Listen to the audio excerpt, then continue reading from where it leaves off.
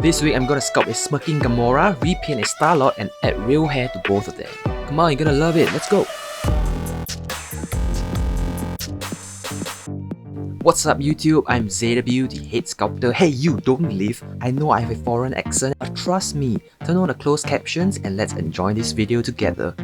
So I bought a Hot Toys Gamora and her condition was bad. Real bad. It was flaking, paint was coming off and there was no way I could fix it. So I had to salvage as many usable parts as I could and see what use I have for them. And while brainstorming, I remembered that I actually sculpted Gamora back in 2019. And since Hot Toys has already released two Gamoras with blank expressions, I thought I should just do something different. A smirking Gamora, cause she's the sassiest character of the galaxy. Anyway, time to modify my old work. It's really an eye-opener to revisit an old sculpt and notice all the mistakes that I've left untouched.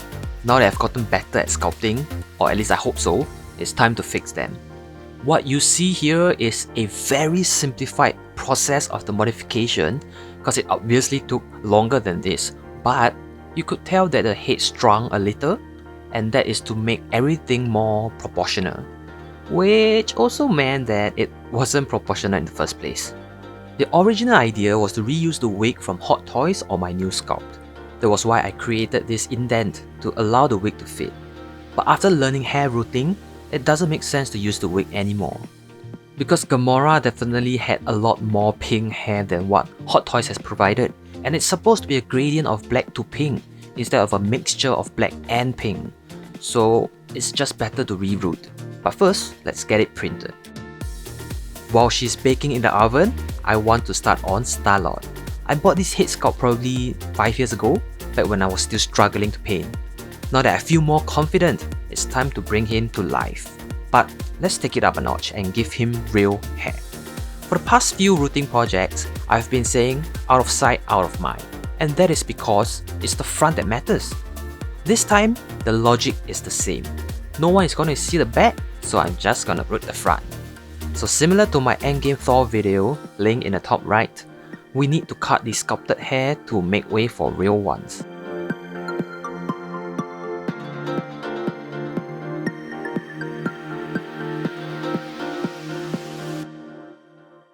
Oh yeah, fresh out of the printer. Like I said, it was originally made to accommodate a wig, but now that I've changed my mind, I need to fill the gap up with clay to build a foundation for hair rooting. Could have just printed the full head in the first place. But oh well, it's not hard work, just extra work, so gotta suck it up. So while I fill her up, I would like to remind you that your like is paramount to helping my channel get discovered. If you have enjoyed what you have seen so far, make sure to click that like button and subscribe. It's time to paint! I've gone through this so many times, I don't want to get into it for this video. If you want to know more about painting, watch the rest of my videos. You can just skip to the painting portion, there are timestamps and the focus is always different for each video. But I'm doing something new today, painting a head sculpt green. And it's the first time I'm doing this, so it's really just trial and error. I tried to mix the paint as close as I could with reference to the Hot Toys Gamora hands, and give the head a generous coat of that green mixture. However, I realized that it's just too flat and it requires some variations. Just like how a regular head would need some blush and shadows, I tried to mimic that with a different shade of green around the eyes, sides of the nose, temples, and so on. Finally, the hair rooting portion. I'm actually using white hair for Gamora because I wanted to replicate that black to pink gradient that I was talking about previously. I actually had two options. First is to get pink hair, which would be very limiting since I don't know any other characters with pink hair. Or I could get the white hair and paint it pink, which makes more sense to me because I can just convert it to any colors that I need in the future. Honestly, I think that I've made a mistake here. As you can see, the strands of hair I'm gluing onto her head are all quite curly. And I initially thought that I could straighten them easily, but little did I know that they would turn out to be the bane of my existence. Stay tuned and you will know what I'm talking about. Anyway, before we paint her hair, let's finish up Starlord's hair. This is also the first time I'm doing this kind of half root.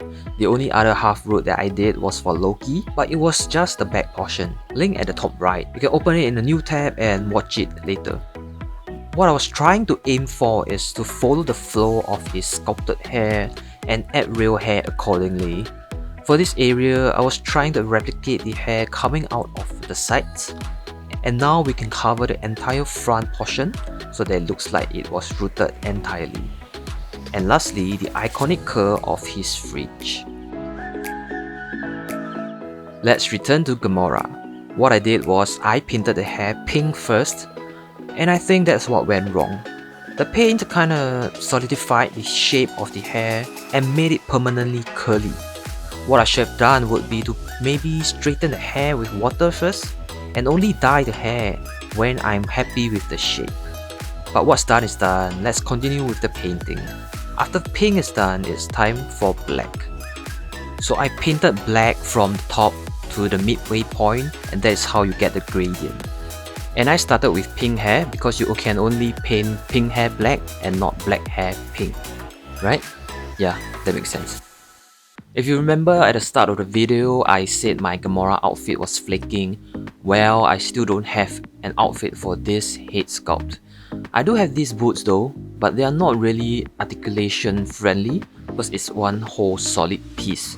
So I decided to cut the boots around the ankle area, and it actually has this flap in front to cover up the seams. And I did the same for the other side. If you're wondering why my hands are clean all of a sudden, that's because I cut myself.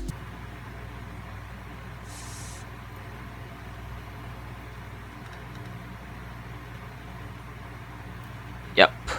Slap the like button so that I can heal faster. Thank you.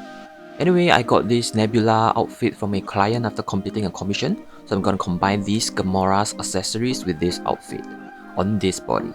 Let's go.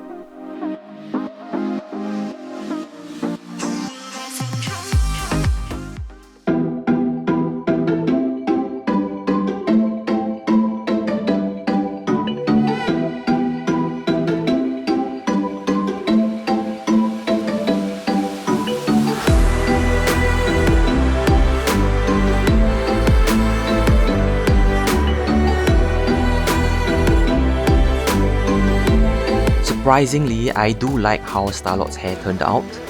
Gamora looks like she just came out of the shower and hasn't dried her hair yet. You know I'm not a professional sculptor and these are not easy to make, so it's really sad when keyboard warriors give a haha on your post, or a one-word command, or worst, GIF. Give constructive comments like Chris over here. Be compassionate for once.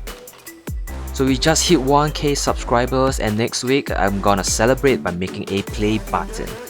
In the meantime, I have a video about how I started sculpting over here, and a playlist of all my other creations, mostly Marvel characters. Come back next week.